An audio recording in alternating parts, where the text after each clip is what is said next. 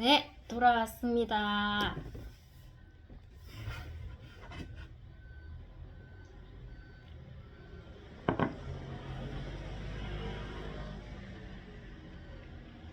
잠시 외출하고 아이 케어하고 집에서 쉬어도 되지만 사무실에 잠깐 와서 또 얘기를 해야 될 것 같아서 고작 뭐 1시간이면 다시 또 아이에게 가야 되겠지만 짧은 시간에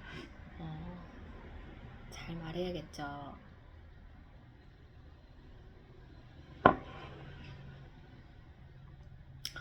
오늘 수요일 쉬는 날인데 왜 이렇게 바쁜지 정신이 하나도 없네요.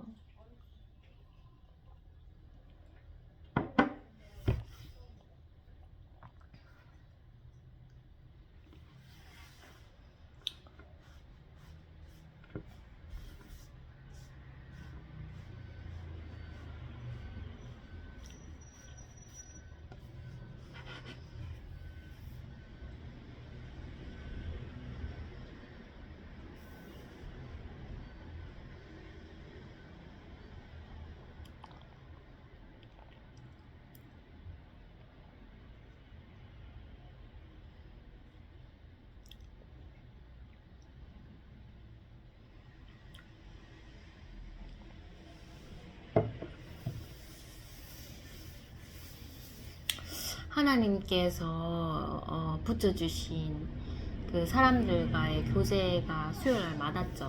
많고 나서 이제 집에서 가족들이랑 사온 고기를 이렇게 맛있게 먹었습니다.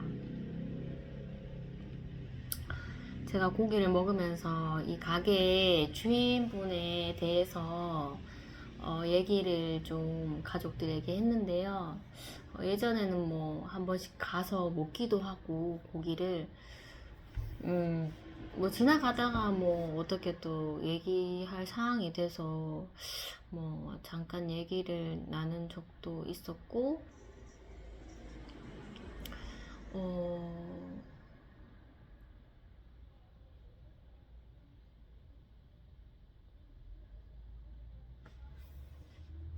그렇다고 뭐 지나가면서 가게에 들려서 인사하고 그런 사이까지는 아니었죠. 아니었고 그분이 제가 여기 미용실을 하고 있는지 알고 계셨는지는 잘 모르겠는데 제가 그분에게 전도를 하게 된 계기가 저희 가게 미용실 했을 때 저희 옆 가게에 불이 굉장히 크게 났었습니다. 그래서 그때 당시에 그 영상을 그 고깃집 사장님께서 이렇게 촬영을 하셨더라고요. 그래서 제가 저도 막 정신이 없는 상황에서 가게 안에서 이렇게 있었을 때 그분이 이제 저희 가게에 들어오셔서 옆집에 그런 상황을 폰에 이렇게 담았다고 저에게 이렇게 보여주는 것이었습니다. 그래서 저는 그 사장님이 고깃집 사장님이라는 건 알고 있었죠. 그래서 뭐 외국 분이시고 뭐 복음을 전하려고 해도 그런 계기가 없더라고요. 그런데 그때 굳이 저희 가게 안에까지 들어오셔서 밖에는 이제 사람들이 다 불이 났으니까 사람들이 이렇게 좀 몰려 있었습니다. 그런 상황에서 제가 가게 안에 있었을 때 들어오셔서 그런 촬영한 것을 보여주시더라고요. 그래서 제가 감사하기도 하고, 그리고 이제 저에게까지 이제 굳이 오셔서 그렇게 이제 얘기를 하시니 저도 그 상황에서 복음을 전했었죠. 사장님께서도 예수님 믿고 천국 갑시다. 그랬는데 뭔가 좀 반응이 좀 어려워하는 것 같더라고요. 그런 낯선 그런 말들을 조금 어렵게 받아들이시는 것 같아서 그리고는 그 이후에는 이제 제가 그 고깃집을 갈 일이 없었죠. 뭐 저희 미용실도 정리해야 되고 뭐 이래저래 이 미용실 다시 뭐 사무실로 이렇게 오기까지 저도 시간을 어떻게 보냈는지 그분에게 갈 일이 없었는데 그때 또 어버이날 전이기도 했고 외국 분이신데 뭔가 조금 뭐 저희 어머니께서 그 고깃집 고기를 조금 좀 좋아하실 것 같고 한 번 정도 먹어본 적이 있었을 거예요 아마. 그래서 한 번씩 그렇게 얘기를 그 고깃집에 대해서 얘기를 하시길래 마침 뭐 한번 가보자, 가서 한번 팔아드리자는 생각에 제가 갔었죠. 갔는데 제가 이제 그 사람 여기 미용실 했던 사람이라는 걸 아실 거예요 아마. 그때 이제 저에게도 개인적으로 그렇게 오셨고 말씀하셨고 해서 굉장히 놀란 그런 표정이시더라고요. 그래서 뭐 그냥 인사하고 그냥 뭐 포장해달라고 그렇게 말씀을 드리고 하니 친절하게 받아주시더라고요. 그래서 그런 얘기들을 저희 오빠한테 그렇게 얘기를 하게 됐습니다.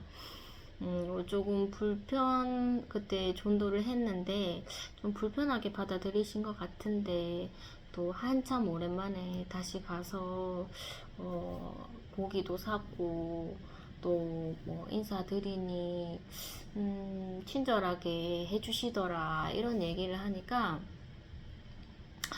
제 오빠가 하는 말이 옆집에 그렇게 큰 불이 났는데 그 상황에서 저에게 이제 뭔가 도움을 주고자 왔는데 제가 정말 생뚱맞게 그때 복음을 전했었잖아요. 그래서 그 사장님께서 당황을 하셨을 것 같다. 네가 그런 상황에서는 복음을 전하면은 안 되지 이렇게 얘기를 하더라고요. 그래서 제가 저는 복음이 뭐 어떤 상황에서든 당연하다고 생각했는데 갑자기 오빠 입에서 그런 말이 나오니까 저도 좀 멈칫했죠. 멈칫하면서 그것에 대해서 조금 좀 생각을 좀 가지게 되더라고요. 그래서 정말 현실적인 오빠의 조언에 제가 이제 맞춰서 이제 그렇구나 하면서 생각을 해보니 제가 정말로 좀 이렇게 눈치 없고 정말 상황 파악 안 되는 그런 사람이 되면서 내가 정말로 그때 그 사건을 좀 무겁게 받아들이지 않았구나. 내가 그런 상황 속에서도 조금 더 제 처신을 좀 조심했어도 되는데 그냥 항상 복음에 대해서 생각을 하고 있었던 때라서 너무 그냥 생각이 조금 짧게 좀 어찌 보면 좀 경솔하게 그 사람에게 좀 비쳤을 수도 있었겠다 이런 생각이 드니까 굉장히 또 그때 좀 제 모습이 되게 좀 죄책감 이런 게 또 생기더라고요. 그래서 내가 그때 당시에 내가 옳다고 생각했던 게 지나 보면 정말 내가 생각이 짧은 게 많았구나. 내가 조금 더 국률이 적었을 때가 많았구나 이런 생각을 하게 되면서 너무나 그냥 그 옆집의 그 당사자 분께도 정말로 죄송스럽고 또 제가 복음을 전했던 그 사장님께서도 걔도 좀 이렇게 죄송스럽다는 생각이 들더라고요.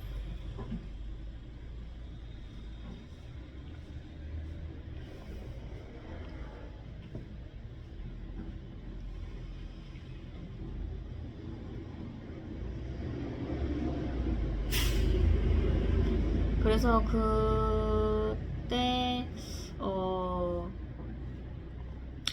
또 그때 당시에 제가 좀 가게의 그런 영업을 좀 이렇게 뭔가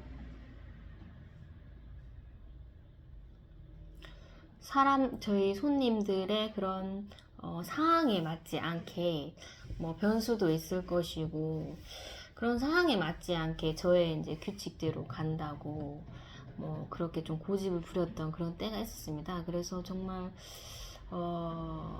참 그 옆집에 그런 큰일을 당하신 사장님께도 뭐든지 이제 저의 가게의 규칙을 보면은 예의가 없는 거죠. 그래서 조금 더 제가 좀 국률하게 조금 더 제가 뭐 규칙을 버려두고 조금 상황에 맞게 그렇게 좀 처신을 했어도 됐는데 그때는 왜 그렇게 그 율법적인 그리고 약속적인 그런 규칙에 정말로 목숨을 걸었죠. 그렇게 했었는지 그런 생각을 하다 보면 아 진짜 내 자신이 너무 좀 아니었구나 이런 생각이 지금에서야 좀 많이 돌아보게 되네요. 그래서 그날 저녁에 정말로 하나님께 회개를 했죠.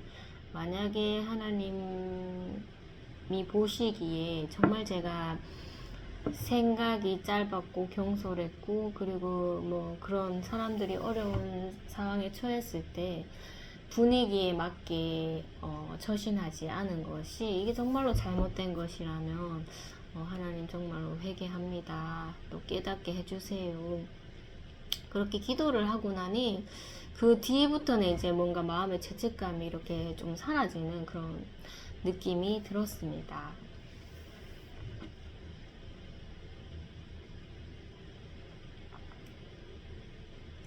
때때로는 뭐 현실에 맞게 그렇게 살아야 하는 건지 아니면 뭐 현실에 맞지 않게 또 뭐 사람들이 이해 못하게 그렇게 살아야 하는 건지 그 답은 저는 잘 모르겠지만 일단 뭐 오빠의 그런 조언이 조금 저에게는 조금 제가 조금 깊게 더 생각하지 못한 곳에 조금 많이 도움이 됐다고 생각이 드네요.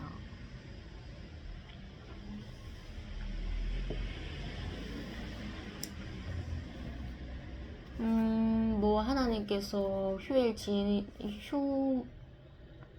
휴가를 좀 이렇게 지나고 또 좋은 관계를 주시고 뭐 또 좋게 이렇게 또 흘러가면 되는데 목요일 날은 모르겠습니다. 목요일 날은 제가 좀 마음을 좀 뭐 물론 예배도 지키고 예배도 드려야 되지만 좀 다른 사람들에게 좀 마음을 열어놓고 좀 소통을 받아들이자 이런 생각이 있어서 그런지 몰라도 좀 목요일 날 이렇게 연락 오는 사람들을 보면 이렇게 시험이 드는 그런 사람들이 좀 많은 것 같아요. 그래서 이번에도 저는 생각지도 못했는데 이렇게 전화가 오더라고요. 전화가 왔는데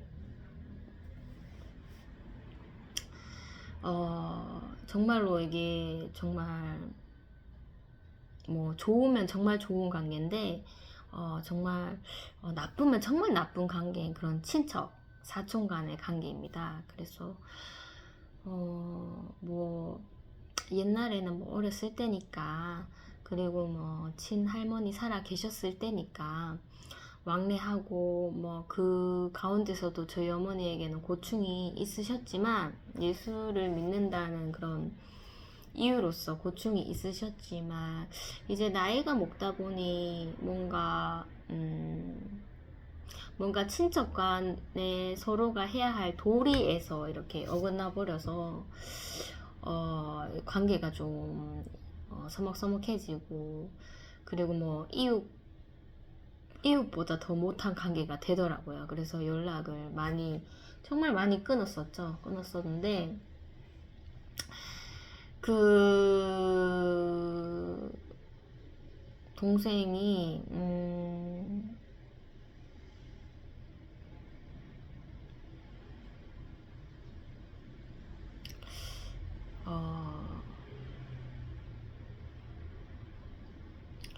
사고로 인해서 좀 크게 사고가 나서 뭔가 이렇게 느낀 점이 많았겠죠. 그래서 정말 생뚱맞게 정말 연락이 없다가 연락이 한번 왔었습니다. 와서 뭐 그런 상황으로 좀 이렇게 몸이 아팠다 이렇게 얘기를 했었고, 한 번 정도 이렇게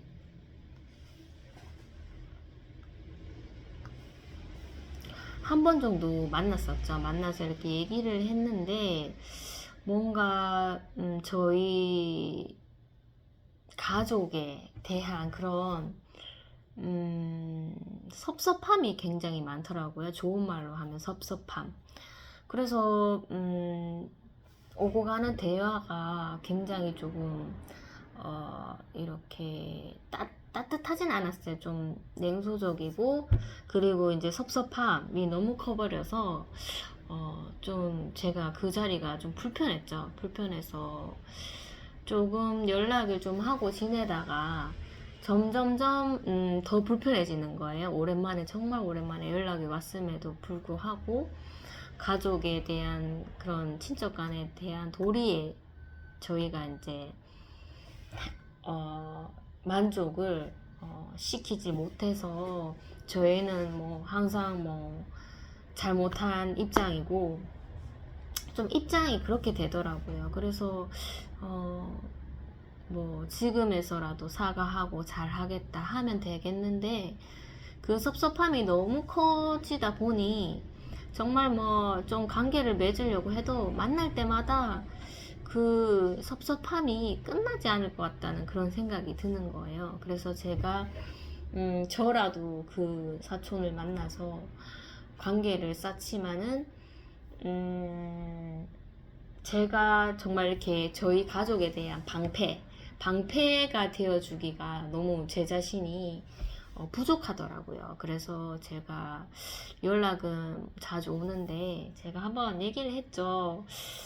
정말 뭐 다시 예전처럼 뭐 친척에 대한 도리 했으면 좋겠지만은 미안하지만 우리는 할 수가 없다. 그런 뭐 핑계라면 핑계지만 이렇게 상황적인 조건도 안 되고 잘해줄 수가 없을 것 같다 하면서 제가 사과를 하고 연락을 못 하겠다 하고 연락을 끊었습니다. 그래서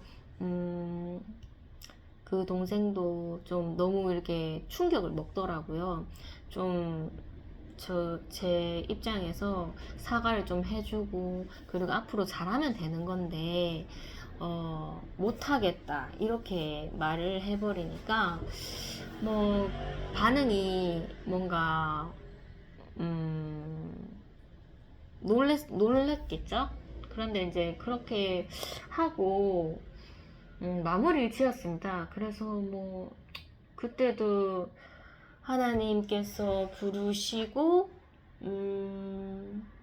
뭔가 이렇게 신앙적인 일을 하고 있었을 때였습니다. 그런데 이제 제가 뭐 정말로 사람에게 잘해준다 이런 자신이 없어서 그때 정말 관계를 제가 스스로 끊었었는데 하나님이 저는 할 수가 없으니까 하나님께서 좀 시간이 가야겠죠. 뭐 금방은 좀 어렵겠지만 시간이 흘러서 정말로 하나님께서 저의 마음을 열어주셔서 어, 하나님께서 그 관계를 다시 만들어 가주세요. 이렇게 기도를 하고 마무리를 지었던 상태였습니다. 그런데 이제 저도 이제 그 동생이 연락이 너무나 불편하고, 그래서 뭐 전화가 와도 이제 연락을 받지 않는. 근데 제가 이제 그때 당시에 연락을 이제 도저히 못하겠다고 했기 때문에 그 뒤로는 연락이 오지는 않았죠. 뭐 제가 이렇게 연락처 차단 이런 거는 안 했었나 봐요. 근데 목요일 날 누군가가 예배 전에 전화가 왔는데 보니까 이제 사촌 동생이 이름이 뜨는 거예요. 그래서 제가 분명 연락을 못 하겠다고 관계를 끊고, 그게 한 뭐 1년, 2년 안에 그런 일이 있었죠. 1년은 지났을 거예요. 1년은 지났고 한 2년 가까이 되는 그런 시점이었을 것 같은데, 연락이 다 오니 저도 모르게 이렇게 연락을 받게 되더라고요. 그래서 그 사촌 동생도 굉장히 놀랬겠죠. 제가 연락을 안 하겠다고 그렇게 선언을 했는데 갑자기 이제 연락이 와서, 또 연락을 제가 받으니 조금 놀란 그런 말투더라고요. 그래서 저에게 잘 지내냐고 그렇게 물어보길래 뭐 잘 지낸다 하면은 또 뭐 그냥 그렇게 지내 이렇게 말하는 것이 더 나아서 그렇게 얘기를 했었고, 지방이 달라서 뭐 시간이 날 때 한번 대구 올 때 한번 얼굴을 보자고 하더라고요. 그래서 뭐 굉장히 좀 긴 얘기를 할 것 같았는데 굉장히 좀 짧게 끝났습니다. 그렇게 말하고는 끊더라고요. 그래서 저도 그래도 네가 먼저 연락을 했네 하면서 고맙다는 식으로 저도 그렇게 얘기를 했죠. 전화를 끊고 났는데 왜 그렇게 마음이 불편했던지. 왜냐면 불편한 사람을 다시 연락이 닿았으니 정말 불편하더라고요. 그래서 제가 연락을 괜히 받았나 이런 생각도 좀 들었고, 그런 불편하고 이제 제가 감당하지 못할 그런 감정들이 막 올라오더라고요. 뭐 연락을 하면 이제 앞으로 어떻게 할 것인지 그런 것까지 제가 이제 걱정을 하게 되면서, 그날 그래도 이제 기도의 집 시간이었으니까 제가 또 이렇게 마음 편지를 적었죠. 하나님 아버지, 제가 끊었던 그런 관계가 하나님께서 또 이렇게 붙여주셔서 제가 연락을 받았습니다. 그런데 제가 뭐 연락은 받았지만 뭐 앞으로의 일을 생각하면 답이 없네요. 하나님이 불편한 이런 상황을 만들어 주신 것도 기도가 필요하다는 생각이 듭니다. 하나님, 이 관계를 위해서 기도하게 해주세요. 그렇게 이제 기도문을 적고 기도문을 읊혔죠. 그런데 이제 며칠 딱 지나니까 저희 아버지께서 이런 말씀 하시더라고요. 그래서 그 사촌 동생의 동생이죠. 동생이 결혼을 한다고 그렇게 이제 연락을 받았다고 얘기를 하더라고요. 저희 아버지도 저희 아버지 형제랑은 사이가 그렇게 좋지는 않습니다. 저희 어머니, 저희 오빠 저로 말할 것 같으면은 당연한 거죠. 아버지께서 안 좋으시니까 저희도 뭐 어떻게 할 수가 없더라고요. 그래서 이제 결혼식, 물론 뭐 축하를 정말 순수하게 축하한다 이렇게만 하면은, 이렇게 끝내면 제일 좋을 텐데 결혼식이 뭐 한 달 정도 남았더라고요. 그래서 그래서 연락이 왔었구나. 사촌 동생이 제가 이제 인연을 끊어도 뭐 사촌 동생 아무래도 이제 그 관계가 있으니까 뭐 아무리 그 서로 불편한 관계라도 말할 것은 해야 되니 연락을 한 것이구나. 집안일이니까 집안일을 이렇게 소식을 알린 거구나 이런 생각이 들더라고요. 그래서 그 얘기를 듣고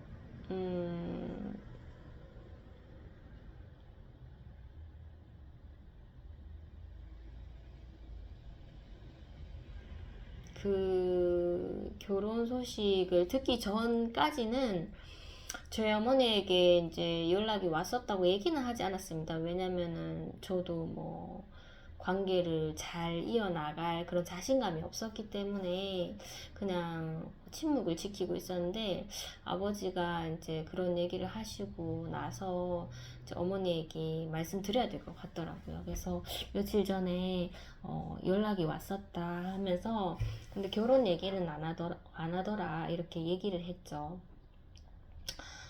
근데 아무리 생각해도 또 결혼 날짜를 아버지께서 이제 가르쳐 주셨으니까 결혼 날짜를 봤는데 일요일인 것 같더라고요. 두 번은 물어보지 않은데 일요일인 것 같아서 만약에 토요일이었으면은 갈 수도 있었을까 이런 생각이 들고, 일요일이라서 더 좀 잔치 이런 데 가기가 좀 어렵더라고요. 그래서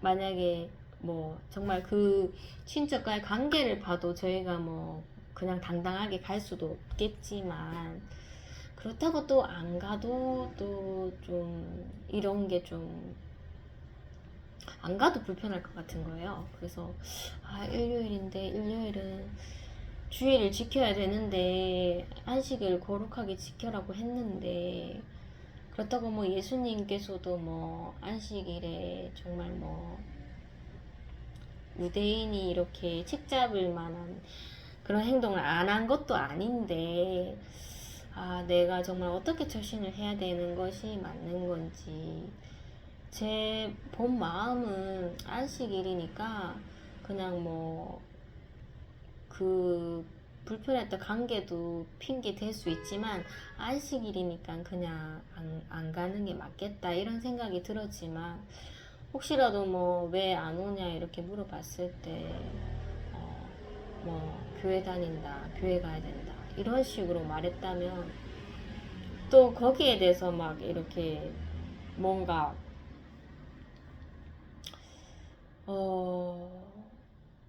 화가 나지 않을까 이런 생각도 들고, 만약에 내가 저희 가족 잔치에 이렇게 잔치가 잡혀 있고 이제 뭐 사촌에게 이렇게 말했을 때 뭐 종교적인 이유로 만약에 못 간다고 하면 그렇게 이게 쏘날 일인가 이런 생각도 들더라고요. 물론 뭐 평생에 한 번이겠지만 이게 엄청난 시험거리가 되더라고요. 이 시험거리가 이렇게 딱 드러나니까 도대체 뭐 제가 감당할 수가 없겠더라고요. 그래서 뭐 정말 일요일이 아니라면 토요일이라면 내가 갔을까, 또 그것에 대한 또 상상을 했죠. 뭐 간들 우리를 반갑게 맞아줄까?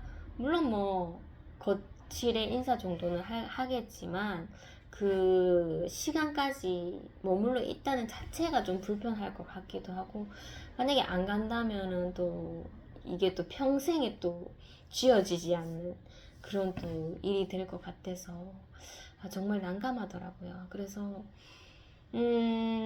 하나님 아버지, 당체 모르겠습니다. 제가 어떻게 처신을 해야 되는지. 마음은 정말 안식일을 지킨다고 말하고 싶고 미움을 받겠지만 그렇게 말을 하는 게 맞는 것 같은데, 또 율법을 초월하는 또 사랑이 있기 때문에 정말 답이 없더라고요. 그래서 정말 뭐 날짜가 다가오지만 제가 그 지금 상황이 아닌 내일, 모레, 그리고 앞으로의 날들을 걱정한다는 자체가 정말 무모하더라고요. 그래서 제가 나도 모르겠다. 내가 왜 내일 일을 걱정하지? 하나님께서 내일 일은 걱정하지 말라고 하셨는데 내가 내일 일을 걱정하고 있고 앞으로의 그 사촌 간의 관계를 걱정하고 있구나, 이런 생각이 들어서 그때부터 이제 저의 걱정을 하나님께 다 내려놓고 있었고, 정말 그 이름만 또 이렇게 들리면 막 두려움이 이렇게 풍선처럼 부풀어 오르는데, 정말 걱정을 내려놓자고 이제 마음을 먹고 내려놓고 있었는데, 저희 어머니께서도 이제 그 결혼식 소식을 듣고 조금 놀라셨죠. 놀래고, 그래도 저희 어머니는 긍정적으로 정말 축하할 일이다, 계속 그런 얘기를 하더라고요. 하는데 그런 얘기를 계속 꺼낼 때마다 저의 마음은 자꾸만 걱정스러워지고 걱정을 껴안는 듯한 그런 느낌이 들더라고요. 그래서 이제 제 어머니도 계속 축하한다는 말은 했지만 뭐 이렇게 큰 어머니로서의 그런 역할을 못한 것에 또 마음을 쓰시더라고요. 그래서 제가 이런 말 했죠. 엄마 진짜 아무 걱정하지 말라고, 두려워하지 말라고 그렇게 얘기를 했었고, 저희 어머니 입으로는 축하한다 하지만 뭔가 이렇게 해줄 수 없다는 것에, 그런 관계라는 것에 뭐 되게 좀 마음을 쓰시길래 제가 엄마 두려워하지 마라. 어차피 우리가 해결할 수 있는 관계가 아니다. 이거는 진짜 하나님께 맡겨야 된다. 오늘 지금 당장에 지금 우리 눈앞에 있는 이것만 생각해라. 이런 식으로 제가 좀 마음을 잡아줬었습니다. 그랬더니 저희 어머니가 어쩜 그렇게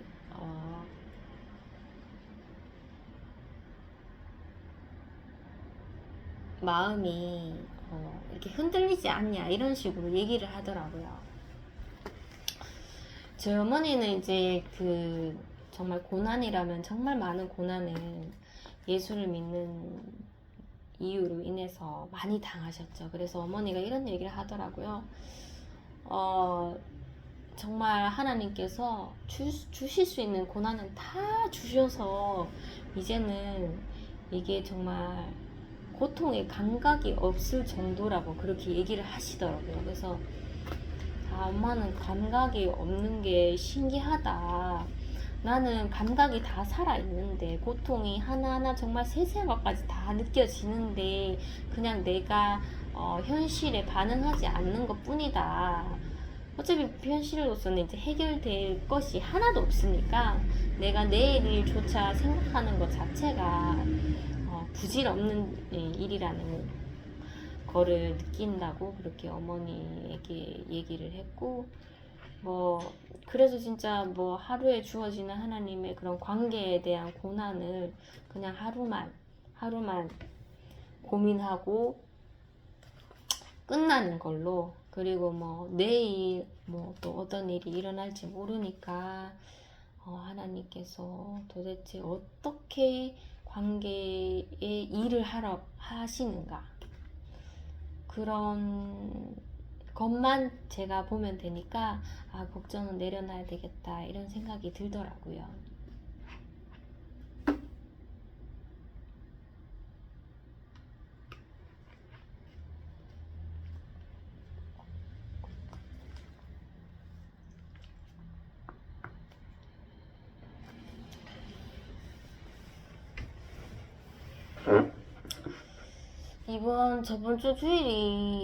이번 주 주일이라고 하나요? 어버이 주일이었죠? 어버이 주일이었고,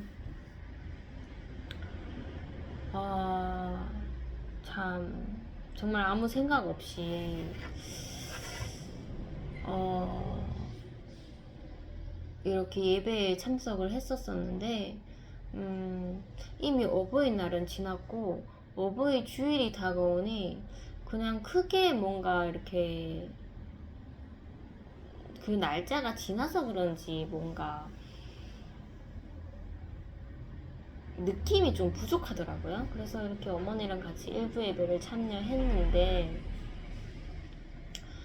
어버이 주일이라서 그 가슴에 다는 꽃도 이렇게 어머니 달아주시라면서 그렇게 전도사님이 주셨고 어버이 주일이구나 이런 생각을 가지고, 그리고 뭐 예배를 시작할 때도 그렇게 뭐 크게 뭐 마음이 막 그냥 이렇게 차분했었던 것 같아요. 조금 멍도 좀 때리면서 뭐 그냥 이렇게 예배 드리는구나 이런 마음을 갖고 예배에 임했는데, 찬송가가 이런 찬송가더라고요.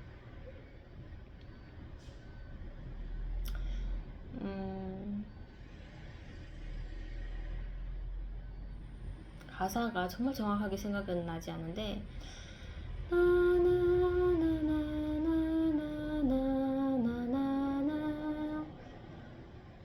하나님 아버지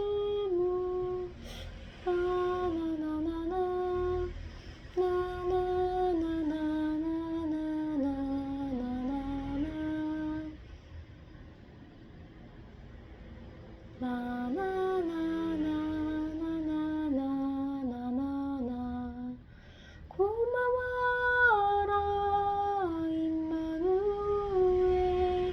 예수만 섬기는 우리 집 고마워라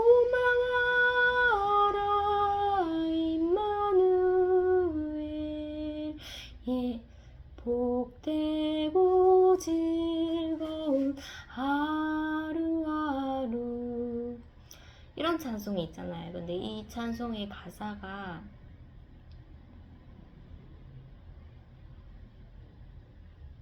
예수를 믿는 우리 집 한간에 초가도 천국이라 이런 구절이 있었고 이런 가사가 있었고, 또 한상에 둘러 앉아서 뭐 그런 가사도 있었죠. 그 가사를 보니까 참 저희 집에 그런 정말 하나님께서 정말 가난할 대로 가난하게 만드시고, 그리고 낙이라고는 가족들이 한 상에 둘러 앉아서 밥 먹는 거, 뭐 서로에 대한 관심이 그렇게 뭐 표현되진 않겠지만 고작 그런 낙이 전부인 그런, 하지만 예수를 믿어서 한간에 초가도 천국이라. 그 가사가 왜 이렇게 귀에 쏙쏙 들어오는지 갑자기 노래를 부르는데, 어쩜 우리 집 상황이랑 이렇게 똑같은 분께서 이 찬송을 만드셨나 이런 생각이 드니까 눈물이 이렇게 막 나더라고요. 눈물이 나서 그날도 뭐 교회 나서기 전에 교회 가방에 휴지 들고 가도 되겠나, 그냥 성경책, 열쇠 이렇게만 들고 나가면 되지 이런 생각이 들었는데, 제가 그때 참 찬송을 부르고 울 줄을 몰랐어요. 눈물이 너무나 이렇게 쏟아져서 휴지가 없는 거예요. 그래서 휴지를, 저희 어머니 가방에는 휴지가 있는데 또 저희 어머니에게 이렇게 팔을 뻗어갖고 휴지를 막 꺼내는 그런 소리도 좀 내기가 좀 어렵더라고요. 그래서 제가 콧물도 이렇게 나는 거 이렇게 콧물을 들이마셨죠. 들이마시고는 이렇게 설교하기 전에 빨리 눈물을 닦고 설교를 들었었는데, 제 어머니가, 제가 이제 예배를 마치고 어머니한테 말했죠.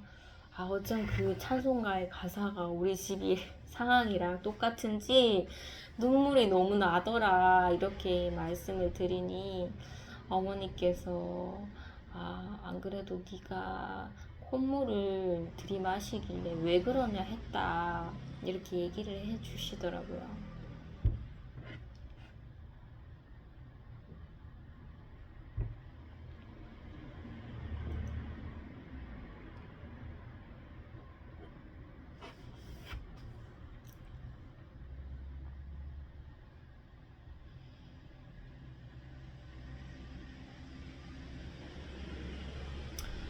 저희 아이가 휴일에 비도 오고 뭐 이렇게 영양적인 그런 식단도 챙기지 못해서 감기가 심하게 걸려서 정말 가래끼가 있더라고요. 그래서 휴가가 끝나고 한번 학교를 안 갔었죠. 안 가고 이제 병원 갔다가 집에서 이제 주말 끼어서 휴식을 좀 많이 취했습니다. 그래서 크게 저에게도 뭐 큰 별일은 없었고 아이가 이제 목 감기 낫는 것만 거기만 이제 신경을 쓰게 되었죠. 그래서 내가 정말 너의 성격에 맞추니까 네 몸이 너무 약해지는 것 같다. 한 달도 안 됐는데 또 감기 걸리는 거 보면은 면역력이 약한 것 같다. 엄마가 네가 밥을 안 먹기 때문에 라면 먹으면서 밥을 말아 먹으니까 그것도 겨우겨우 말리다가 허용을 해 줬었었는데 도저히 이런 식으로 가면은 면역력이 더 떨어지고 자꾸 감기 걸릴 것 같다. 그래서 이제 앞으로는 정말 기초 체력을 우리가 키워보자. 라면 다 끊고 간식도 끊고 밥을 기본적으로 해보자 이렇게 결단을 하게 되었습니다. 그리고 이제 뭐 조금 아팠으면 저희 아이도 부정했겠죠. 근데 이번에 정말로 뭐 가래 때문에 뭐 열도 났었고 좀 몸이 많이 안 좋았어서 아이도 같이 결단을 하더라고요. 그래서 밥을 차려주면은 뭐 이렇게 먹다가 뱉을 때도 있지만 그래도 밥을 좀 먹어주더라고요. 그래서 이제 밥을 뭐 삼시세끼 정말 차려봤죠. 차려보니까 정말로 제 자신이 피곤하기는 한데 뭔가 네가 기초 체력을 위해서 밥을 먹었구나 이런 생각을 하게 되면 그 수고가 뭐 그냥 힘들다 이렇게 끝나진 않더라고요. 잘했구나. 정말 이렇게라도 해야지 얘가 기초 체력이 괜찮아지구나 이런 생각을 하니까 마땅히 줘야 되는구나 이런 생각이 들었습니다. 그래서 정말 밥도 삼시세끼 먹고 라면 안 먹고 그리고 간식도 상황 봐서 정말 간식만 먹으려면은 밥 말고 간식만 먹으려면은 말리고 정말 밥을 먹겠다 하면 간식을 조금씩 허용은 해줬었습니다. 그리고 이제 약도 너무나 빨리 나아야 되기 때문에 약도 뭐 3번 내지 2번 이렇게 좀 먹였었죠. 먹이고 한 3일 꼬박 먹이고 나니 이제 일요일이 되니 아이가 많이 호전된 것 같더라고요. 뭐 기침도 되게 안 하고 그래서 이젠 낫겠구나. 약도 진짜 꼬박 먹였고 이제 내일부터 약을 안 먹여도 되겠구나 하면서 정말 뭐 아이 육안상으로 아이가 괜찮아진 거 열도 없고 그런 모습을 보니 저도 이제 정말 열심히 밥 먹이고 약 먹이니까 되겠구나. 그래서 저도 이제 당연히 몸이 좋아졌구나 이런 생각을 했죠. 생각을 하고 이제 학교를 보냈는데 그날 이제 선생님께 전화가 오더라고요. 전화가 와서 아이가 몸이 좀 안 좋은 것 같다. 아이가 밥을 먹는데 밥을 뱉더라. 왜 뱉냐고 물어보니 뭐 목이 좀 불편해서 뱉는 것 같다고 그렇게 말을 하는 것 같아요. 이렇게 말씀하셨고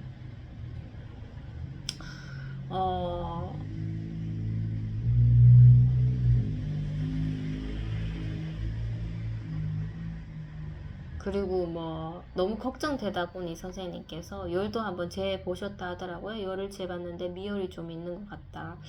이렇게 얘기를 하시는데 저는 이제 뭐 감기가 다 끝났다, 이제 회복된다 이렇게 생각했었는데 갑자기 선생님께서 너무 걱정을 하시고 그리고 아이 하교할 때 마스크를 또 이렇게 끼워서 보내셨더라고요. 그래서 이 정도로 분명 아니었는데 왜 이러지? 하면서 전화를 할 당시에도 선생님께 제가 말했죠. 밥을 안 먹인 것도 아니고 약을 안 먹인 것도 아닌데 더 안 좋아졌다니. 처음에는 선생님께서 그렇게 말했을 때 제가 네, 알겠습니다. 뭐 보고 약을 더 먹이든지 아니면 뭐 경과를 보겠다고 그렇게 얘기를 했었었는데 그렇게 하고 그냥 끊으시면 되는데 말씀이 굉장히 길시더라고요. 그래서 제가 뭐 케어한 것에 대한 억울함을 또 선생님께 조금 말을 했죠. 아이가 밥을 안 먹지도 않았고 밥도 잘 먹고 약도 잘 먹었다. 그런데 이제 선생님의 반응이 저는 이제 조금 받아들이지 않는 거죠. 그래서 조금 길게 얘기를 하다가 제 입장도 이렇게 말씀을 드리다가 뭐 워낙 걱정을 하시니까 그냥 전화를 끊으면서 제가 이제 예 알겠습니다 뭐 약 더 먹이든지 뭐 할게요 하면서 그렇게 전화를 끊었습니다. 끊었는데 그 상황이 좀 납득이 안 되더라고요. 저도 이제 할 만큼 했는데 뭐 선생님께서는 더 걱정을 하는 상황이시니 아이가 또 한 번 병원 갔는데 또 더 가보라는 식으로 그렇게 이제 얘기를 미리 하시니 저는 좀 어느 정도 뭐 약을 계속적으로 먹이는 것도 괜찮지만은 제가 뭐 3일 정도를 꼬박을 못 먹습니다. 왜냐면 한 이틀 정도 꼬박 먹어도 입이 너무나 마르고 뭐 한 번씩 현기증이 온다든지 아니면 뭐 너무 졸음이 온다든지 물론 이제 약을 꼬박 먹음으로써 낫는 것도 있지만 약에 대한 그런 좀 제 체질보다 강하게 먹었을 때 오는 그런 현상들이 저는 좀 많이 힘들더라고요. 그래서 아이도 좀 이번에 꼬박 먹여봤는데 아이가 약을 먹이고 얼마 안 돼서 이렇게 좀 긴장이 풀린 그런 행동을 엄마가 이렇게 말을 해도 되게 막 장난스럽게 여긴다든지 뭐 이렇게 좀 귀담아 듣는 생각이 안 들더라고요. 그래서 약 기운이 이렇게 좀 세구나 이런 생각이 들었는데 약을 이제 3일 꼬박 먹였는데 또 더 먹으라는 식으로 얘기를 하시니까 이게 정말로 납득이 되질 않는 거예요. 그래서 하나님께 말했죠. 분명 저는 할 만큼 했는데 뭔가 선생님의 입장이 저와 다르니 좀 전 납득이 안 돼요. 이렇게 기도를 했었습니다. 근데 뭐 기침을 아이를 보니까 기침을 자주 하는 건 아닌데 기침할 때 가래 섞인 소리는 있더라고요. 근데 기침이 정말 잦지는 않습니다. 한 번 기침했을 때 그런 소리가 나길래 제가 뭐 고집을 부린 듯 약을 안 먹이겠다고 뭐 마음을 먹은들 뭐 방법이 없는 거예요. 그래서 나는 뭐 동의하지 않지만은 그분을 통해서 또 뭐 조금 더 아이를 더 케어하라는 그런 뜻인 줄 알겠습니다. 그래서 이제 제가 꼬리를 내렸죠. 꼬리를 내리고 마스크도 아이가 불편해 하지만 학교 갈 때마다 마스크를 끼우고 보내고 그리고 이제 약을 뭐 이제 남아서 버려야 될 약을 조금 더 먹였죠.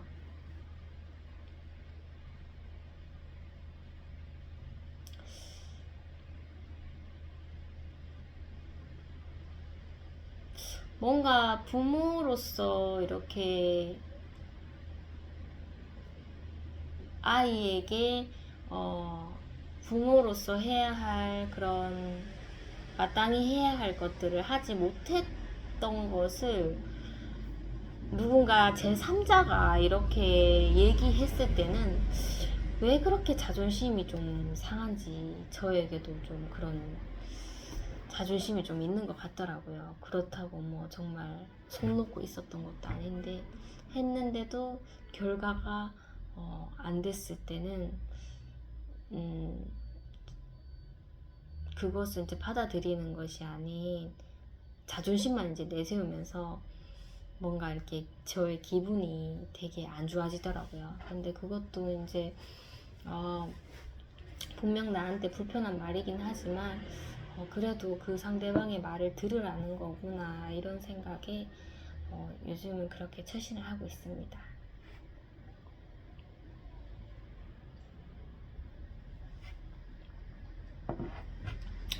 이제 시간이 얼마 안 남았는데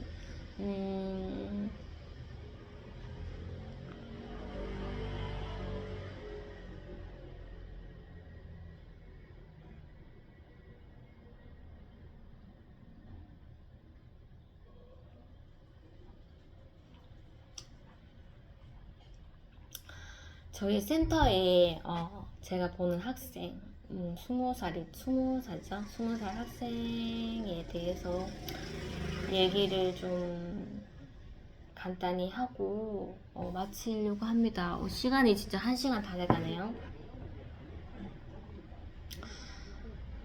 그 학생은 뭔가 시간을 어떻게 내 스스로가 보내야 하는지도 좀 그런 인지가 떨어지는 학생이고, 그리고 너무나 순하다 보니까 주위 사람들이 조금 뭐 언어적으로든지 아니면 행동적으로 좀 장난을 좀 치는 것을 제 눈으로 좀 많이 목격을 했어요. 그래서 저는 좀 그 학생에게 좀 그 학생을 좀 이렇게 대우를 좀 존중해주자, 이런 좀 이렇게 어른으로서 좀 진지하게 대우해주자는 그런 생각이 좀 들었습니다. 워낙 이제 장난을 많이 치시니까요. 아이가 너무나 순수하다 보니까 덩치는 엄청 큰데 순수합니다. 근데 그 학생이 이제 본인에 대한 행동에 대한 처신을 모를 뿐더러 눈치도 좀 많이 보는 편이죠. 그런데 이제 저와 수업을 하게 되면서 이제 저의 목소리를 계속 듣게 되죠. 그 학생은 말은 못하지만 제 목소리를 듣고 이제 제가 뭘 원하는지 그것을 이제 저와의 생활을 통해서 그렇게 터득해 나가더라고요. 그래서 이제는 제가 행동을 굳이 이렇게 하지 않았을 때 저의 목소리만 듣고도 이 아이가 이 선생님이 무엇을 원하는지 알 수 있을까 이런 생각에 조금 제가 연습을 시켜봤죠. 그래서 이제 책상에 가만히 앉아 있는데 그냥 말로써 일어나서 책가방 가져와 이렇게 말을 하니까 뭔가 선생님은 가만히 있는데 선생님이 보통은 일어나서 일로와 하고 책가방 내자 이렇게 하는데 가만히 앉아서 일어나서 책가방 가져와 이러니까 뭔가 책가방이라는 단어도 많이 들었고 일어나라는 말도 많이 들었는데 선생님은 안 일어나는데 눈치를 보더라고요. 그래도 그 전에 정말 소통을 했던 게 많이 있어서 이제는 그 학생에게 그렇게 말을 했을 때 그 학생이 눈치를 조금 보지만 스스로 일어나서 정말 가방을 이렇게 가져오더라고요. 가방을 가져올 때도 그런 깊은 생각을 하지 않고 일어나서 바로 가방을 가져오더라고요. 그래서 그것을 조금 하고 있었는데 그 학생이 이제 그 순간을 좀 기다리는 것 같아요. 그 순간이 이제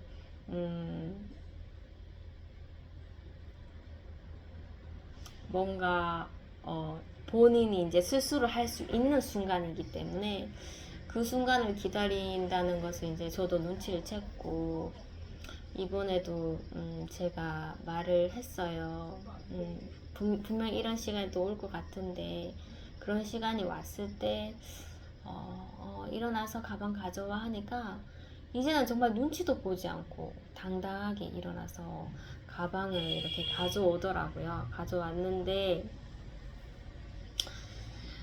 가방을 매는 게 조금 어렵습니다. 어려워서 제가 어떻게든 이렇게 방법을 생각해서 가방을 매주고 싶은데 이게 좀 팔이 조금 둔한 아이라서 좀 어렵더라고요. 혼자 가방 매는 게. 그리고 좀 달라진 점은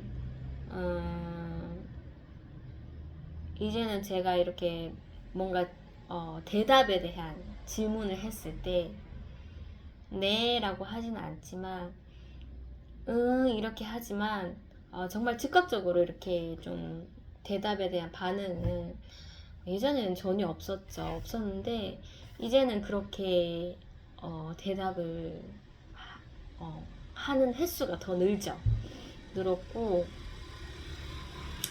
그 아이가 정말 저도 아무것도 모를 때 그 아이가 저에게 이제 먼저 교류하는 그 행동이 자기가 벗었던 양말을 저에게 이렇게 한 짝 줍니다. 주면은 제가 처음에는 저도 뭐 경황이 없어서 이거 선생님 주면 안 되고 여기 책상 옆에 이렇게 던지지 말고 이렇게 조심히 놔둬 이런 식으로 지도를 했었는데 나중에 제가 눈치를 챘죠. 이 아이가 말은 못하지만 이 행동으로서 나와 교감을 하려고 하는구나. 이런 생각이 이렇게 시간이 지날수록 들더라고요. 그래서 그 양말을 이렇게 벗어서 줬을 때 저도 막 열심히 수업을 준비하지만 그 양말을 줬을 때는 이게 브레이크 타임이구나. 잠시 쉬라는 거구나. 나의 열심을 좀 내려놓으라는 거구나를 인지를 하고 그 아이 주는 양말을 받으면서 두 손으로 받으면서 고맙습니다 이렇게 인사를 해줘요. 그러면 그 아이가 말을 못해서 입이 진짜 작습니다. 작은데 요즘 따라 정말 많이 웃습니다. 웃어서 그런지 웃는 모습을 보니 입이 굉장히 길더라고요. 입술이. 그래서 너가 이렇게 입술이 긴 아이였구나. 난 네가 자꾸 입이 가만히 있으니까 이렇게 쪼그라들어서 입이 작은 줄 알았는데 너는 입술이 정말 긴 아이였어 하면서 그렇게 이제 매일 그 친구가 이제 이렇게 양말을 줄 때 양말이 아니면 이제 슬리퍼입니다. 줄 때마다 이렇게 받으면서 고맙습니다 인사를 해주면 너무나 이렇게 환하게 웃어주더라고요. 그래서 딴 선생님께서도 저희의 이런 사항이 적응이 되지 않아서 궁금해서 물어보셨을 때 그 아이가 할 수 있는 유일한 교감적인 그런 행동이라고 그렇게 제가 설명을 해줬죠. 그리고 이제 그 아이가 이제 제가 휴가를 맞기 전까지만 해도 과제를 줬으면 집중력이 너무 짧고 이제 흥미가 빨리 떨어져서 이렇게 밀어내는 걸 잘했습니다. 동화책을 읽어줄게 해도 이렇게 밀어내고 뭐 폰에 영상을 보여주려고 해도 이렇게 밀어내고 아니면 뭐 글씨를 이렇게 쓰자고 이렇게 도와주면 이렇게 손을 이렇게 얹으면 손을 이렇게 뺍니다.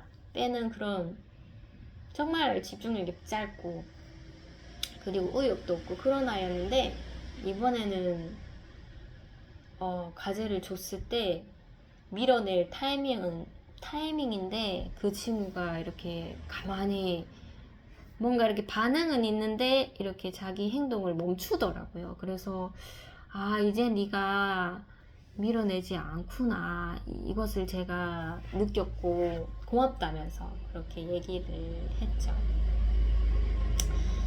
제가 달라진 점은, 옛날에는 이제 그 친구가 이렇게 과제를 받고 하다가 거부를 했을 때 제가 아니야, 끝까지 해야 돼 하면서 이렇게 손을 조금 잡고 이렇게 한다든지, 그렇게 이제 과제를 좀 억지스럽게 했었었는데, 이제는 그 아이가 거부를 했을 때 이게 지금 하기 싫구나, 이것을 먼저 감지를 하고 일단 그 행동을 멈춥니다. 멈추다가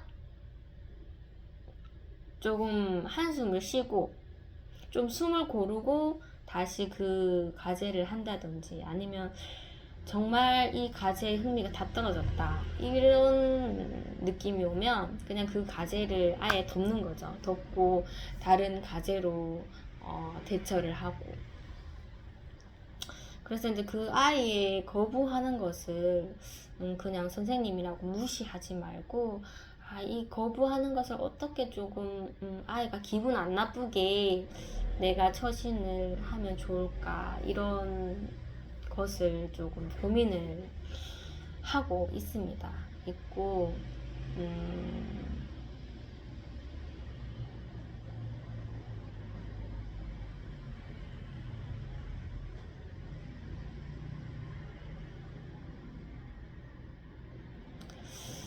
그리고 그 아이가 이렇게 참여하는 행동이 좀 더 좋아지더라고요. 그래서 예전에는 손을 이렇게 좀 가만히 있거나 스스로 이렇게 손이 과제에 가지 않았는데, 요즘은 선생님이 무엇을 원하는지를 아니까 선생님이 옆에서 이렇게 하면 손이라도 한번 대보고, 이렇게 손이 좀 적극적으로 이렇게 좀 행동하더라고요. 그래서 그런 모습을 보면서 정말 예전보다는 오늘은 어떻게 또 소통이 이루어질까, 점점점 이제 수업이 재밌어지는 거죠. 그 아이와의 수업이.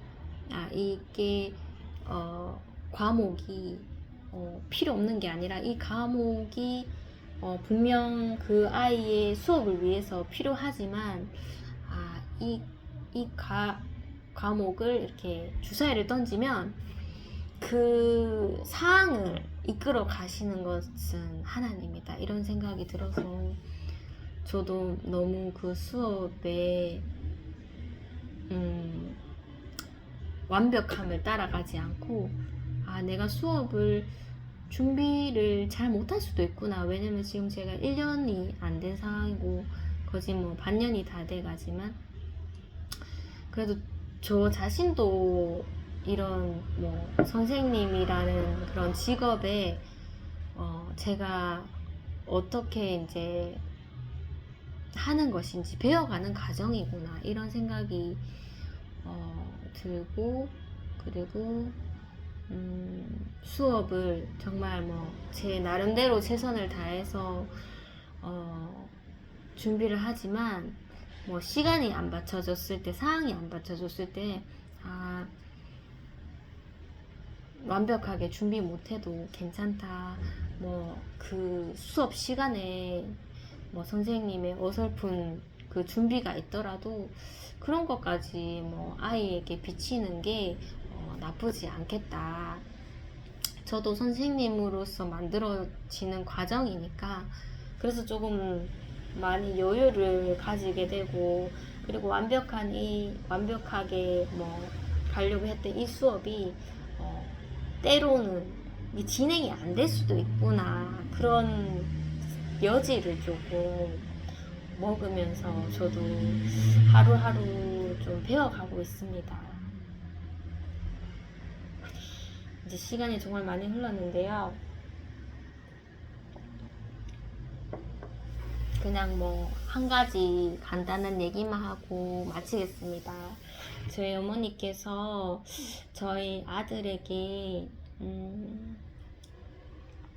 이런 얘기를 했어요. 며칠 전에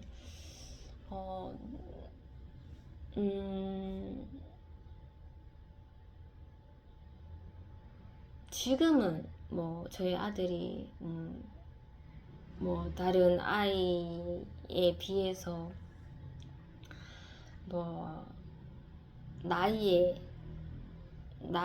맞지 않게 그렇게 좀 부족한 그런 상황이지만 너는 커서 목사님 될 거지? 이렇게 저희 어머니가 저희 아들에게 얘기를 했었어요. 그래서 저희 아이가 성큼 네 라고 얘기를 하더라고요. 그래서 저희 어머니가 그냥 설마 해서 뱉은 말인데 네 라고 하니까 놀랬다 하면서 굉장히 좋아하시더라고요.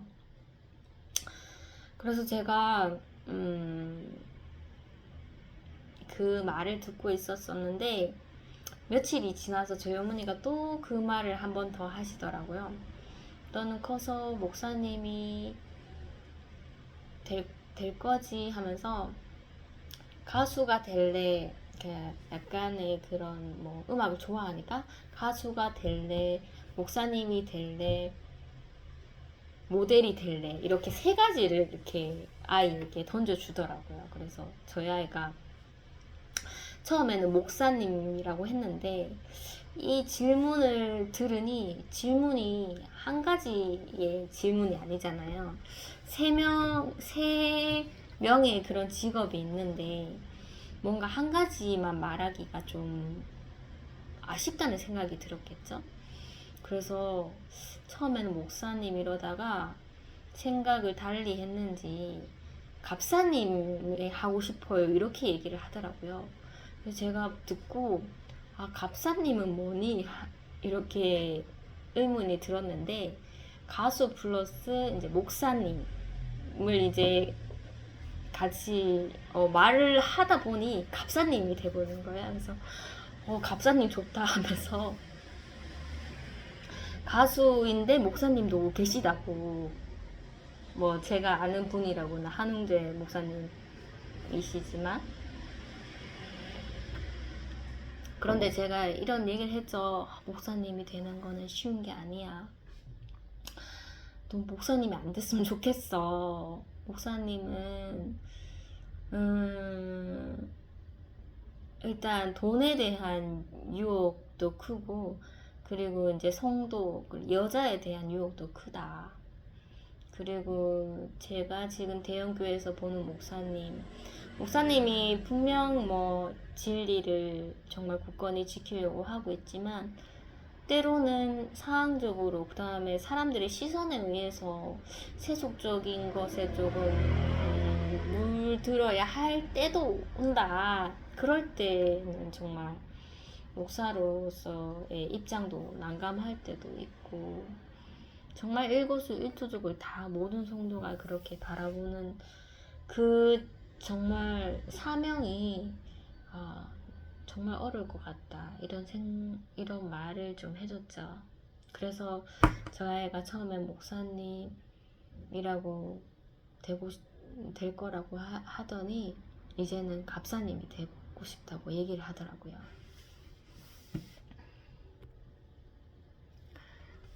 이제 저도 저희 아이가 집에 올 시간이 돼서 영상을 여기까지만 마무리를 해야 될 것 같습니다. 뭐 이런저런 얘기 많이 늘어났지만 이것이 과연 신앙과 어떤 관계가 있나, 저도 뭐 말하면서 이런 말 해도 되나 저런 말 해도 되나 이런 고민도 많이 했는데 오늘 조금 솔직하게 이런저런 얘기를 많이 해본 것 같습니다. 영상을 마무리해서 너무나 기쁘네요. 끝까지 들어주셔서 감사합니다.